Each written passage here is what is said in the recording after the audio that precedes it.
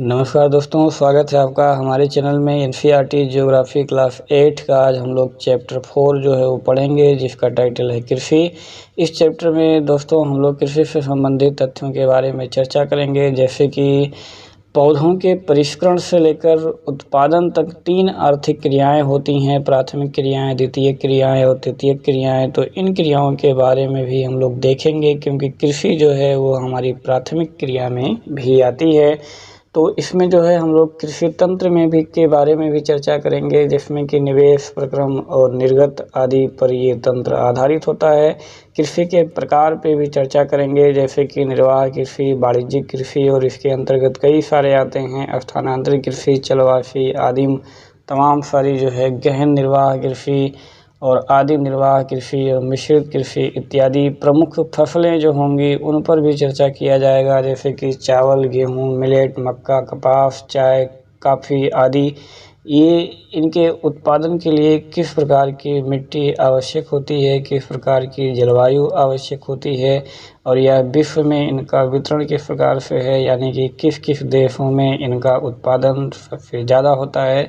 इन सारी चीज़ों पर जो है इस चैप्टर में विस्तृत चर्चा होने वाली है दोस्तों। तो ये चैप्टर जो है काफ़ी इम्पोर्टेंट है।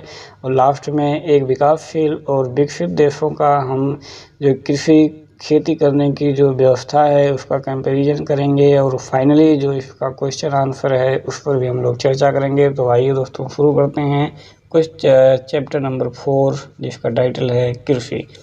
तो गुरप्रीत, मधु और टीना एक गांव से गुजर रहे थे। उन लोगों ने किसान को खेत जुताई करते हुए देखा। उन लोगों ने उससे कहा कि किसान ने उन लोगों से कहा कि वह गेहूं की बुआई कर रहा है, मृदा को अधिक उपजाऊ बनाने के लिए अभी खाद डाला है। उसने बच्चों से कहा कि गेहूं मंडी में अच्छी कीमत पर बिकेगा, जहां से वो आटे में परिवर्तित करके कारखानों में डबल रोटी और बिस्कुट बनाने के लिए ले जाया जाएगा।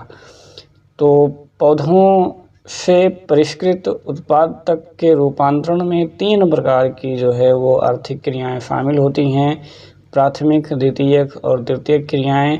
प्राथमिक में उन सभी क्रियाओं को रखा जाता है जिनका संबंध जो है वो प्राकृतिक संसाधनों के उत्पादन और निष्कर्षण से है, जैसे कि कृषि हो गया, मत्स्य हो गया और संग्रहण हो गया। द्वितीयक क्रियाएं संसाधनों के प्रसंस्करण से संबंधित हैं। इसमें विनिर्माण आता है, डबल रोटी पकाना आता है और कपड़ा बुनना, ये सारी क्रियाएं द्वितीयक में शामिल होती हैं। तृतीयक जो क्रियाएं होती हैं वो दोस्तों प्राथमिक और द्वितीयक क्षेत्र को सेवा कार्यों के द्वारा जो है वो सहयोग प्रदान करती हैं, जैसे कि यातायात हो गया, व्यापार हो गया, बैंकिंग हो गया, बीमा हो गया और विज्ञापन हो गया। तो ये तृतीयक में आती हैं। तो इस प्रकार थोड़ा सा जो है आपको प्राथमिक, द्वितीयक और तृतीयक क्षेत्रों के बारे में आपको यहाँ पर बता दिया गया है। एग्रीकल्चर शब्द की उत्पत्ति लैटिन शब्दों एग्री माने मृदा, कल्चर मतलब कृषि या जुताई, तो मृदा की कृषि या जुताई जिसे कि हम एग्रीकल्चर कहते हैं। चलिए, कृषि एक प्राथमिक क्रिया है। इसमें क्या होता है दोस्तों, फलों, सब्जियों, फूलों को उगाया जाता है और पशुधन का पालन किया जाता है। तो इसमें इसी को हम क्या कहते हैं, कृषि कहते हैं। तो फलों, सब्जियों, फूलों को उगाना और पशुधन का पालन करना वो क्या कहलाता है दोस्तों, कृषि कहलाता है। विश्व में 50% लोग जो है वो कृषि से संबंधित हैं, और अगर भारत की बात करें तो 2/3 जनसंख्या अब भी जो है दोस्तों वो कृषि पर निर्भर है। तो अब देखेंगे कि कृषि के क्रियाकलाप के लिए अनिवार्य चीज़ें क्या क्या हैं। तो अनुकूल स्थलाकृति होनी चाहिए, मृदा और जलवायु भी अनुकूल होनी चाहिए, जिससे कि हम कृषि का क्रियाकलाप कर सकते हैं। जिस भूमि पर फसल उगाई जाती है उसे हम कृषिगत भूमि कहते हैं, ठीक है। अब पूरे वर्ल्ड वाइड में हम लोग एक मैप के माध्यम से देखेंगे कि कृषि योग्य भूमि का विस्तार कहाँ कहाँ पर है। तो ये आपको जितने भी ग्रीन वाले दिख रहे हैं ये पूरा आपका यहाँ पे कनाडा हो जाएगा, ये यूएसए का भाग हो जाएगा। तो ये सारी चीज़ें जो है, फिर यहाँ पर आप ये ब्राज़ील वाला ये क्षेत्र, यहाँ पे पूरा ये यूरोप वाला क्षेत्र, यहाँ पर ये थोड़ा सा चाइना वाला, ये है पूरा इंडिया वाला, यहाँ पे ऑस्ट्रेलिया में। तो ये सारी चीज़ें जितने भी ग्रीन ग्रीन हैं दोस्तों, वो क्या है, कृषि योग्य भूमि हैं, जो आपको मैप के माध्यम से दिखाया गया है। क्या आप जानते हैं, ये बहुत इम्पॉर्टेंट है, ये आपको जीके जीएफ या ऐसे भी तमाम सारे जो है एग्ज़ामों में प्रश्न बना करके पूछ लेता है, तो इसको आपको जानना बहुत ज़रूरी है। अब जैसे इसमें कई सारे शब्द बनाए गए हैं एग्री से संबंधित, ठीक, कल्चर से संबंधित। तो एग्री में अगर कल्चर ऐड किए तो एग्रीकल्चर यानी कि अभी ऊपर ही बताया, मृदा की जुताई, फसलों को उगाना और पशुपालन। और सेरीकल्चर, तो सेरीकल्चर रेशम उत्पादन होता है, रेशम कीटों का पालन। पिशीकल्चर, तो ये मत्स्य पालन होता है, जो तालाब और पोखरों में मछली पालते हैं। विटीकल्चर यानी कि अंगूर की खेती होती है। और हार्टिकल्चर जो है वो वाणिज्यिक उपयोगों जैसे कि सब्जियों, फूलों और फलों को उगाना। तो ये बहुत ही महत्वपूर्ण है, आप इसको जो है ज़रूर से याद कर लीजिएगा। अब हम लोग कृषि तंत्र देखते हैं, तो कृषि या खेती को एक तंत्र के रूप में भी देखा जा सकता है। इसके जो महत्वपूर्ण निवेश हैं, निवेश जैसे कि बीज, उर्वरक, मशीनरी और श्रमिक, तो ये सब क्या हैं, निवेश हैं। तो ये हम निवेश करते हैं। और जुताई हो गई, बुआई हो गई और कटाई हो गई, सिंचाई, निराई, ये सब क्या हैं, इसकी संक्रियाएँ हैं, यानी कि इसे हम प्रक्रम कहते हैं। फिर उसके बाद निर्गत के अंतर्गत इसमें हमको क्या मिलेगा, फसल मिलेगा, ऊन, डेयरी और कुक्कुट उत्पाद आदि। तो ये जो कृषि है, इसको एक तंत्र के रूप में विकसित किया गया है, जिसमें निवेश, प्रक्रम और निर्गत शामिल हैं। तो अब हम लोग निवेश, प्रक्रम और निर्गत के अंतर्गत देखेंगे। तो निवेश जैसे कि आपकी मशीनरी हो गई, बीज हो गया और रसायन हो गया, तो इसमें आप जो है पैसा लगा करके आप निवेश करते हैं। फिर उसमें जुताई, बुआई, छिड़काई आदि सारी जो काम करते हैं वो आपका प्रक्रम है। और उसके बाद फिर आपको एक निर्गत यानी कि जो है वो आपको प्राप्त होता है फसल, ठीक। चलिए अब देखते हैं, निवेश भी दो टाइप के होते हैं, एक भौतिक निवेश और एक मानवीय निवेश। तो भौतिक निवेश में सूर्य का प्रकाश, तापमान, वर्षा, मृदा, ढाल, ये सारी चीज़ें भौतिक निवेश में आती हैं। और अगर मानवीय निवेश की बात करें तो भंडारण, श्रम, मशीनरी और रसायन, तो ये सब मानवीय निवेश में आते हैं। दो प्रकार के भौतिक निवेश और मानवीय निवेश। और जो एक कृषि तंत्र है, उस तंत्र के अंतर्गत आपका निवेश, प्रक्रम और निर्गत ये आता है। अब आइए हम लोग देखते हैं कि कृषि के प्रकार। तो विश्व में कृषि जो है वो विभिन्न तरीकों से की जाती है। ये जो है भौगोलिक दफाओं, उत्पाद की मांग, श्रम और प्रौद्योगिकी के स्तर पर के आधार पर जो है ये मुख्यतः दो प्रकार की होती है। एक होता है निर्वाह कृषि और दूसरा वाणिज्यिक कृषि। तो निर्वाह कृषि क्या होता है, इस प्रकार के कृषि जो है निर्वाह कृषि क्या होता है कि परिवार की केवल आवश्यकताओं को पूरा करने के लिए ही उपजाया जाता है। निम्न स्तर की प्रौद्योगिकी का प्रयोग किया जाता है और श्रम का भी कम उपयोग, पारिवारिक श्रम का ही प्रयोग किया जाता है। तो निर्वाह कृषि को पुनः फिर दो टाइप में बांट देते हैं। तो एक होता है गहन निर्वाह कृषि और दूसरा होता है आदिम निर्वाह कृषि। तो जो गहन निर्वाह कृषि होता है दोस्तों, वो एक छोटे से भूखंड पर साधारण औजारों के माध्यम से अधिक श्रम से खेती करना, ठीक है।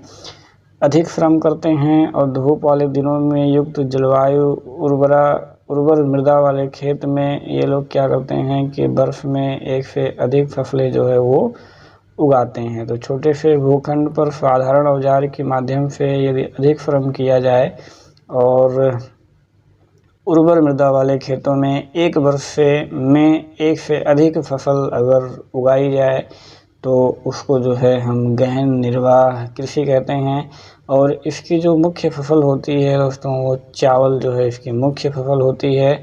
और अन्य में गेहूँ, मक्का, दलहन और तिलहन भी वो शामिल होते हैं। तो गहन निर्वाह कृषि कहाँ कहाँ होती है, दक्षिणी पूर्वी और पूर्वी एशिया के सघन जनसंख्या वाले मानसूनी प्रदेशों में ये प्रचलित है, ठीक। चलिए अब आदिम देखते हैं। तो इसमें जो है स्थानांतरित कृषि और चलवासी पशुचारण दो शामिल हैं।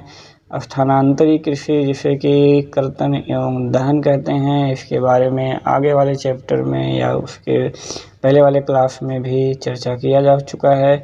तो स्थानांतरी कृषि अमेजन बेसिन के सघन वन क्षेत्रों में और उष्णकटिबंधीय अफ्रीका, दक्षिण पूर्व एशिया और उत्तरी पूर्वी भारत के भागों में प्रचलित है। ये भारी वर्षा, वनस्पति के तीव्र पुनर्जनन वाले क्षेत्र हैं।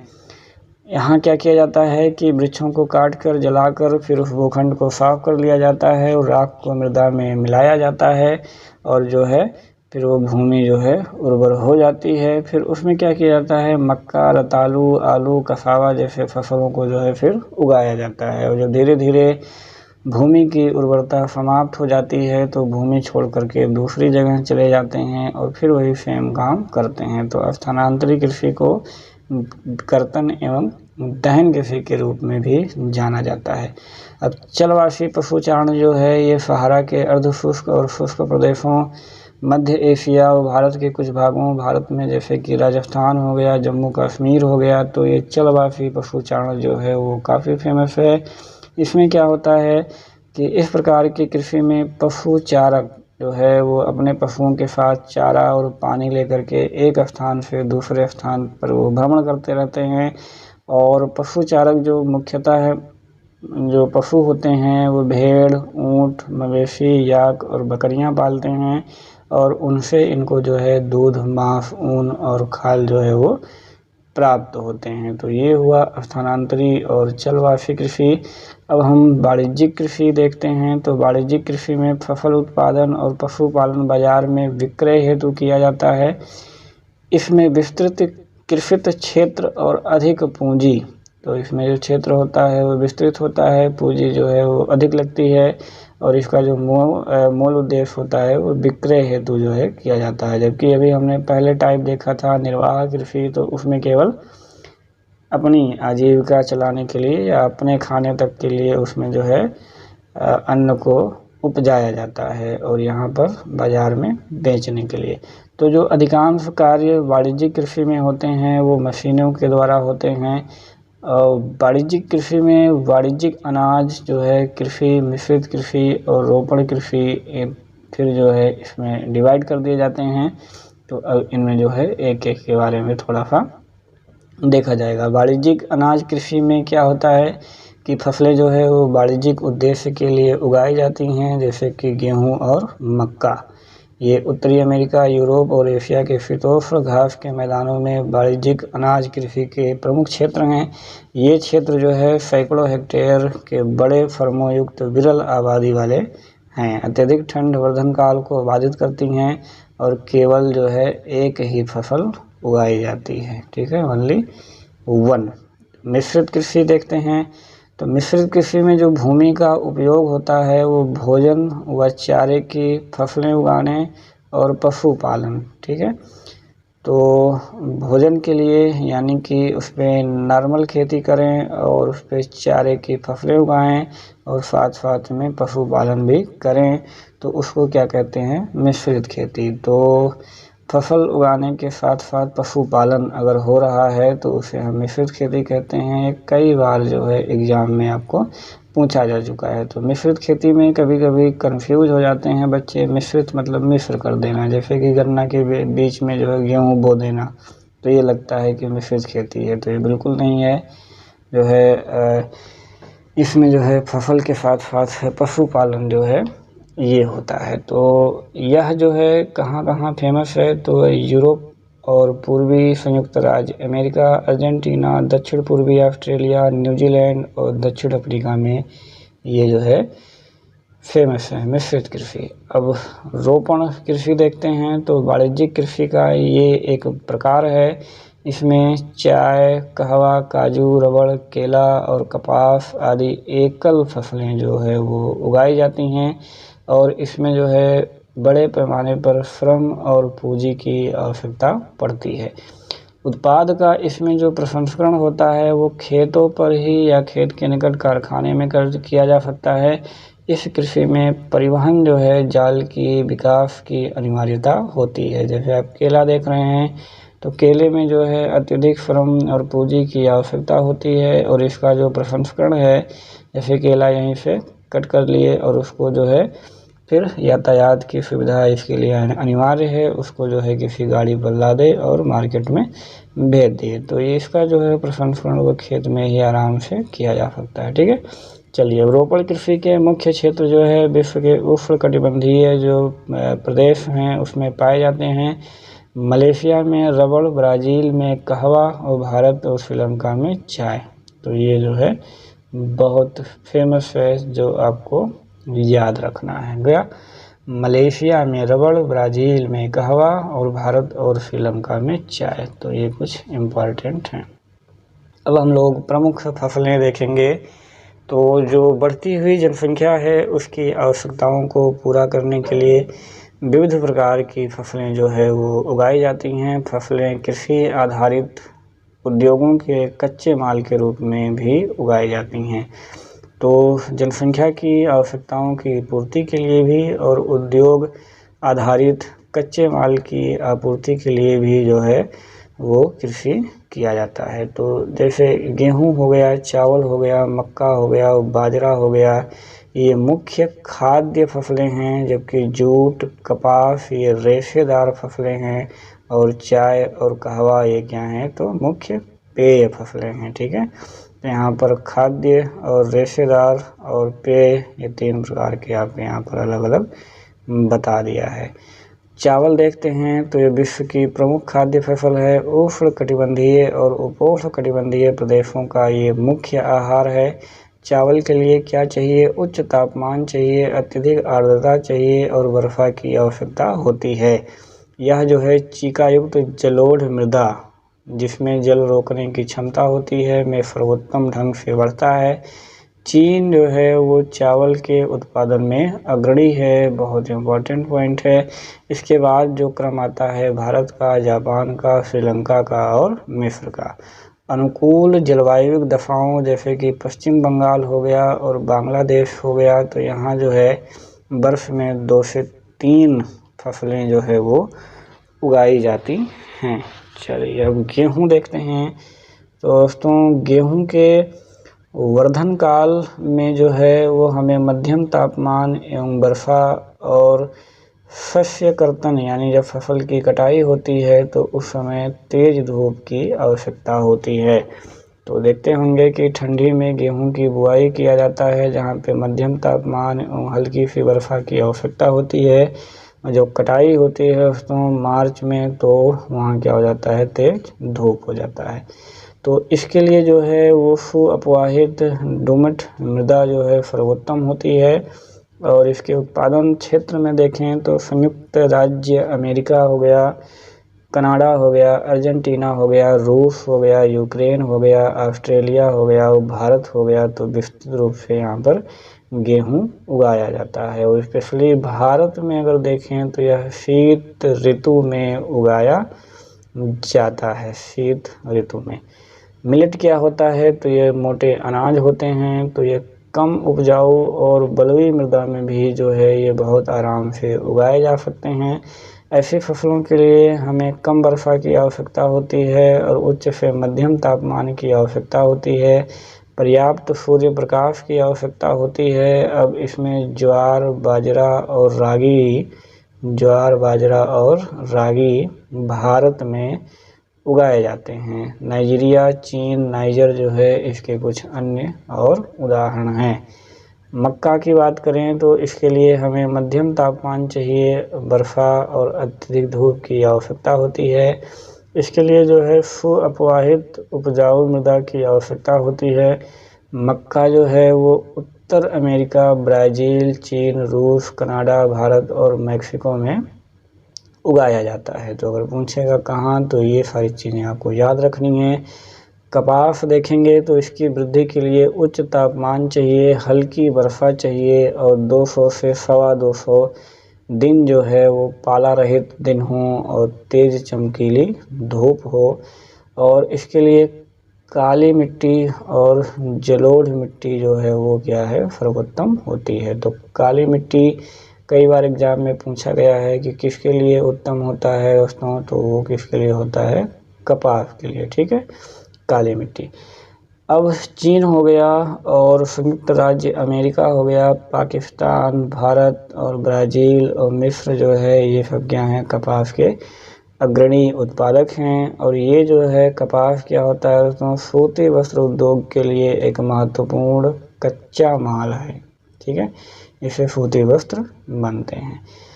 पटसन देखेंगे तो पटसन को सुनहरा रेशा कहा जाता है। जलोढ़ मृदा में जो है ये अच्छे ढंग से विकसित होता है और इसके लिए उच्च तापमान, भारी वर्षा, आर्द्र जलवायु की आवश्यकता होती है।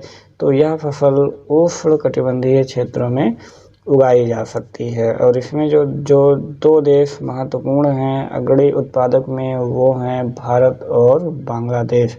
ये बहुत इम्पॉर्टेंट है, सुनहरा रेशा यानी कि पटसन, भारत और बांग्लादेश इसके अग्रणी उत्पादक हैं। कॉफ़ी की बात करें दोस्तों तो इसके लिए गर्म एवं आर्द्र जलवायु और सुअपवाहित डोमिट मृदा की आवश्यकता होती है। इस फसल की वृद्धि के लिए पर्वतीय ढाल जो है वो अत्यधिक उपयुक्त होते हैं।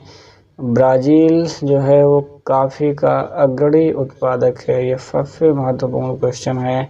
इसके बाद जो नंबर आता है कोलंबिया का और उसके बाद नंबर आता है भारत का। तो गर्म एवं आर्द्र जलवायु चाहिए, दोमट मृदा चाहिए और पर्वतीय ढाल चाहिए, ठीक है। तो यहाँ जो है कॉफ़ी का जो है उत्पादन होता है। कॉफ़ी की कृषि आप यहाँ पर पेड़ और पौधे जो है वो कॉफ़ी के पौधे देख सकते हैं। चाय देखें तो बागानों में उगाई जाने वाली एक पेय फसल है। इसकी जो कोमल पत्तियां होती हैं, इसकी वृद्धि के लिए ठंडी जलवायु और वर्ष भर समवितरित उच्च वर्षा चाहिए, ठीक है। इसके लिए सुअपवाहित डोमट मृदा और मंद ढाल की आवश्यकता होती है। अब इसकी जो पत्तियां होती हैं, इसके चुनने के लिए अधिक संख्या में श्रमिकों की भी आवश्यकता पड़ती है। तो अब हम लोग देखते हैं कृषि का विकास कैसे किया जा सकता है।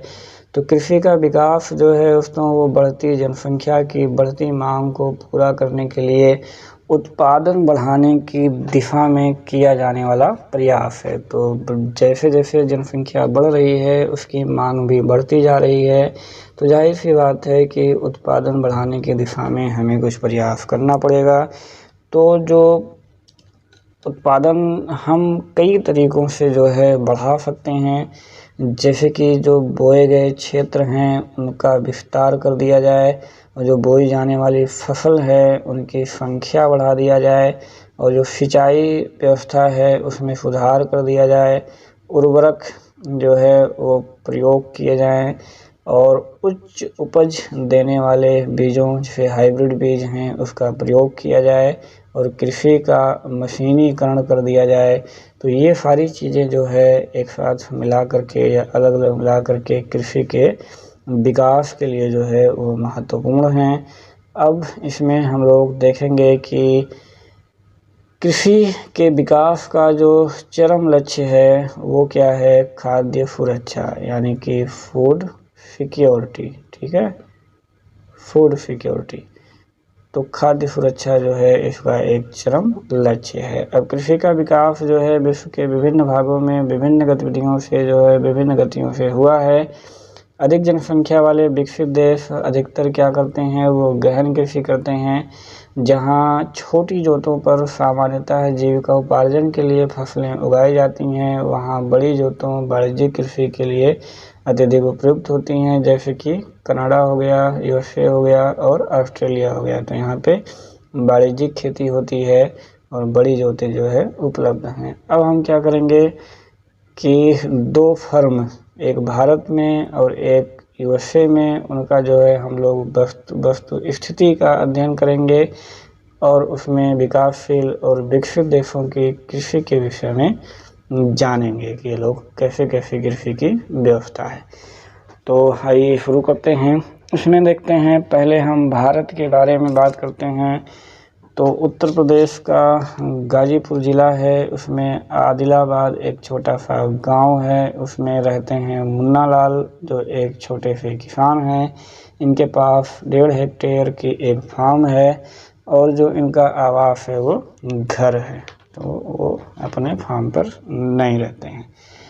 अधिक उपज देने वाली बीजों को बाजार से बरसों के एकांतर पर खरीदते हैं, यानी एक साल खरीद लाए तो दूसरी साल जो है वो नहीं खरीदेंगे, उसी बीज का प्रयोग करते हैं, फिर जो है वो तीसरी साल खरीदते हैं। ठीक है, तो एकांतर क्रम पर इनकी जो भूमि है वो दोस्तों उर्वरा है और वर्ष में कम से कम जो है ये 2 फसलें सामान्यतः या तो गेहूँ चावल या तो फिर दाल ये उगाते हैं। किसान अपने मित्रों और बुजुर्गों के साथ साथ सरकारी कृषि अधिकारियों से कृषि कार्यों के संबंध में सलाह लेता है। अपने खेतों की जुताई के लिए बड़े भाई से खेतों की जुताई के लिए भाड़े पर ट्रैक्टर लेता है। यद्यपि उसके कुछ मित्र अभी भी बैलों से खेती करने की परंपरागत विधि का प्रयोग कर रहे हैं।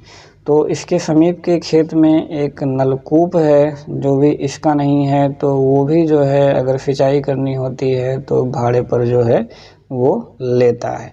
इसके पास 2 भैंसें भी हैं जिनसे जो कुछ और मुर्गियाँ भी हैं, तो जो 2 भैंस हैं उनसे जो कुछ दूध होता है वो सहकारी भंडार में दूध बेचता है और वहाँ का एक सदस्य भी है। तो जो सहकारी समिति के सदस्य हैं वहाँ के सदस्य जो है वो जानवरों के जो है चारे के प्रकार, पशुधन के स्वास्थ्य से सुरक्षात्मक उपायों और कृत्रिम गर्भाधान के बारे में जो है वो जानकारियाँ भी इसको प्रदान करते रहते हैं। कृषि के विविध कार्यों में परिवार के सभी सदस्य जो है उसकी सहायता करते हैं। कभी कभी क्या करता है कि वो बैंक या कृषि सहकारी समिति से बीजों की उच्च उपज वाली जो है किस्मों और औजारों को खरीदने के लिए क्या करता है, ऋण लेता है सहकारी समिति या बैंक से। ठीक, और जो वो अपना उत्पाद होता है तो वो अपने उत्पाद को निकट के शहर में स्थित मंडी में जो है वो बेचता है। तो जो अधिकांश किसान हैं उनके पास अभी भी जो है भंडारण की सुविधा नहीं है, तो इसलिए उन्हें जो है अगर बाज़ार उनके अनुकूल नहीं भी है, यानी कि अनुकूल पैसा नहीं मिल रहा है, तब भी जो है मजबूरी बस उनको जो है अपना अनाज बेचना पड़ता है। ठीक, चलिए अब हम लोग यूएसए में जो एक फार्म है उसके बारे में देखेंगे कि वहाँ की कृषि व्यवस्था कैसी है। तो संयुक्त राज्य अमेरिका का एक फार्म जो है वो औसतन भारतीय फार्म की तुलना में बहुत बड़ा होता है। प्राकृतिक रूप से वहाँ का जो फार्म है होता है उसका आकार 250 हेक्टेयर का होता है और वहाँ पर मक्का हो गया, सोयाबीन हो गया, गेहूँ हो गया, चुकंदर हो गया आदि ये सारी चीज़ें उगाई जाती हैं। तो संयुक्त राज्य अमेरिका के मध्य पश्चिम में एक आयोवा राज्य के एक किसान जो होरन के पास जो है वो 300 हेक्टेयर की भूमि है। वह अपने खेतों में मक्का तभी उगाता है जब वह पूरी तरीके से आश्वस्त हो जाता है कि परिस्थितियां उसके जो हैं अनुकूल हैं। ठीक, फसल को नुकसान पहुंचाने वाले पीड़कों पर नियंत्रण के लिए पर्याप्त उपाय जो है वहां पर किए जाते हैं। समय समय पर मृदा के नमूनों का परीक्षण भी होता है और इससे पता चलता है कि किस पोषक तत्व की कमी है। जो होरन को वैज्ञानिक उर्वरक कार्यक्रम की योजना बनाने में से मदद करते हैं, उसका जो कंप्यूटर है वो उपग्रह से जुड़ा हुआ है जो उसके खेत के बारे में यथार्थ तस्वीर देता है। रासायनिक उर्वरकों, पीड़कनाशी की आवश्यकतानुसार प्रयोग में उसकी मदद करता है। वह ट्रैक्टरों और बीज बोने की मशीन, ट्रैक्टर, बीज बोने की मशीन और समतलक हो गए और संयुक्त हार्वेस्टर हो गया और थ्रेशर हो गया का उपयोग कृषि संबंधी विविध क्रियाओं में करता है। अनाज जो है वो स्वचालित अन्न भंडार में संचित किए जाते हैं। बाजार अभिकरणों यानी कि मार्केट एजेंसियों में भेजे जाते हैं। संयुक्त राज्य अमेरिका का जो किसान होता है वो एक व्यवसायी की तरह काम करता है, ना कि खेतिहर किसान की तरह, जैसे कि भारत में। तो इतने सारे अंतर हैं कि जो यूएसए का किसान होता है वो एक व्यवसायी की तरह काम करता है। तो चैप्टर समाप्त हो गया दोस्तों। अब हम लोग अभ्यास प्रश्न पर चर्चा कर लेते हैं। तो कृषि क्या है? तो अभी हम लोगों ने पढ़ा कि फसलों, फूल, फलों, सब्जियों को उगाने के साथ साथ पशुपालन, ठीक है, ये क्या कहलाता है? कृषि कहलाता है। और कृषि कौन सी क्रिया है दोस्तों? तो प्राथमिक क्रिया के अंतर्गत आता है। उन कारकों का नाम बताइए जो कृषि को प्रभावित करते हैं। तो स्थलाकृति हो गई, और मृदा हो गई, और जलवायु हो गई। ये सारी चीज़ें क्या करती हैं? कृषि को प्रभावित करती हैं। स्थानांतरी कृषि क्या है? तो जो घने वन होते हैं उनमें जो है वन होते हैं उनको काट करके पहले उनको जलाया जाता है, फिर वहाँ की जो मृदा है उसका उपयोग किया जाता है, और जब वहाँ की उर्वरा शक्ति समाप्त हो जाती है तो छोड़ करके वो दूसरी जगह चले जाते हैं, ठीक है। तो इसी को हम स्थानांतरी यानी स्थानांतरित होते रहते हैं। वो जैसे उर्वरा वहाँ ख़त्म हुई तो दूसरी जगह स्थानांतरित हो गए, ठीक। अब इस कृषि की हानियाँ क्या हैं? तो वनों को काटते हैं वो हानियाँ हैं, और दूसरी जो उससे राख निकलती है ये पर्यावरण को नुकसान पहुंचाती है। तो ये दो टाइप की आपकी हानियाँ हो जाती हैं। रोपण कृषि क्या है? तो रोपण कृषि वाणिज्यिक कृषि कहते हैं, जैसे कि चाय हो गया, कहवा हो गया, काजू हो गया, रबड़ हो गया, केला हो गया, कपास हो गया, जैसी एकल फसलें जो है इसमें उगाई जाती हैं, और इसमें बड़ी मात्रा में श्रम और पूंजी की भी आवश्यकता होती है। तो सरकार किसानों को कृषि के विकास में किस प्रकार से मदद करती है? तो अभी भारत की जो एक कृषि व्यवस्था थी उसमें हम लोगों ने देखा था कुछ बातें और, जैसे कि सस्ती दरों पर बिजली उपलब्ध करवाती है, कि किसानों को खाद और बीज पर सब्सिडी प्रदान करती है, और कृषि जो अधिकारी होते हैं वो चीज़ों को समझने में मदद करते हैं, और कृषि संबंधी जो है ऋण भी इन लोगों को मिल जाते हैं। तो इन सारी चीज़ों के माध्यम से सरकार किसानों की मदद करती है। उद्यान कृषि का अर्थ क्या है? तो उद्यान कृषि का अर्थ जो है फलों व सब्जियों को उगाना। सुनहरा रेशम किसे कहते हैं? तो पटसन को कहते हैं। कॉफ़ी का प्रमुख उत्पादक दोस्तों तो वो ब्राज़ील है। तो भारत में कृषि एक प्राथमिक क्रिया है। तो अभी हम लोगों ने देखा कि जो भारत की कृषि है वो एक निर्वाह कृषि टाइप की है, और अमेरिका का जो किसान है वो व्यवसायी की तरह काम करता है। तो ये जो निर्वाह कृषि है इसके नाते जो है भारत में कृषि एक प्राथमिक प्रक्रिया के अंतर्गत आती है। यहाँ पे जो चीज़ें अभी उतनी विकसित हो नहीं पाई हैं। विभिन्न फसलें विभिन्न प्रदेशों में उगाई जाती हैं दोस्तों। तो इसके लिए जो कारण है वो स्थलाकृतियाँ और जलवायु हैं और मृदा हैं जो इसके लिए कारण बनती हैं। तो प्राथमिक क्रियाएं और तृतीयक क्रियाएं, तो प्राथमिक क्रियाएं कृषि से संबंधित हैं, और तृतीयक क्रियाएं जो है वो सेवा से संबंधित हैं। निर्वाह कृषि और गहन कृषि, तो निर्वाह में जो है वो छोटा आकार होता है भूखंड का, और केवल अपने जीवन यापन के लिए ही उसमें चीज़ें उगाई जाती हैं। जबकि गहन कृषि जो होता है ये भी भूखंड छोटा ही होता है, लेकिन इसमें कुछ ज़्यादा श्रम कर करके और जो है एक से ज़्यादा फसलें उगाई जाती हैं। तो इसको जो है हम गहन कृषि कहते हैं, ठीक है। तो ये इस प्रकार से दोस्तों जो हमारा चैप्टर नंबर 4 है वो हमने सफलतापूर्वक जो है वो समाप्त कर लिया है, और काफ़ी महत्वपूर्ण चीज़ें इसमें से सीखने को मिली हैं जो आपको आगे सफल बनाने में मदद करेंगी। तो दोस्तों कैसा लगा वीडियो? अच्छा लगा हो तो वीडियो को लाइक कर दीजिएगा, और बने रहिए ऐसे ही हमारे साथ।